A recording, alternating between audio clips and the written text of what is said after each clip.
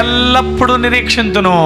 చెప్పండి, నేను ఎల్లప్పుడూ నిరీక్షింతును, నేను ఎల్లప్పుడూ కీర్తింతును. అట్లుంటాడు, నేను ఎప్పటికీ నిరీక్షిస్తాను. నువ్వు ఉన్నావు, నన్ను విడిపిస్తావు, నన్ను కాపాడుతావు, నన్ను పైకెత్తుతావు.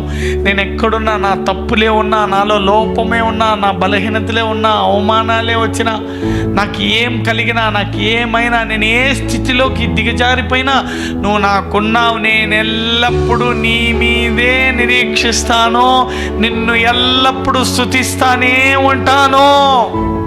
అందుకు దావీదును అంత గొప్పగా హెచ్చించేశాడు. అందరు చెప్పండి, ఎల్లప్పుడూ నిరీక్షించు, ఎల్లప్పుడూ స్తుతించు.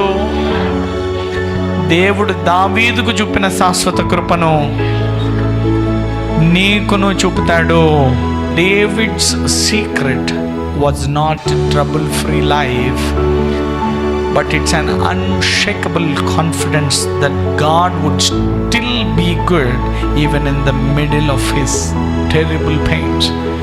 దావీదు జీవితం యొక్క రహస్యము కష్టాలు లేకుండా బతకడమే కాదు, శ్రమల మధ్య కూడా ఎన్నటికీ కదలని నిరీక్షణతో నా దేవుడు మంచివాడు, నా జీవితాన్ని మార్చే తీరుతాడు, నన్ను గొప్ప చేసే తీరుతాడు, నా దేవుడు నన్ను ఎప్పుడూ చెయ్యి విడవడనే ఆ మనస్సును అలా అట్టి పెట్టుకొని ఉన్నందున దేవుడు దావీదుని హెచ్చించి ఆశీర్వదించాడు. హల్లెలూయా.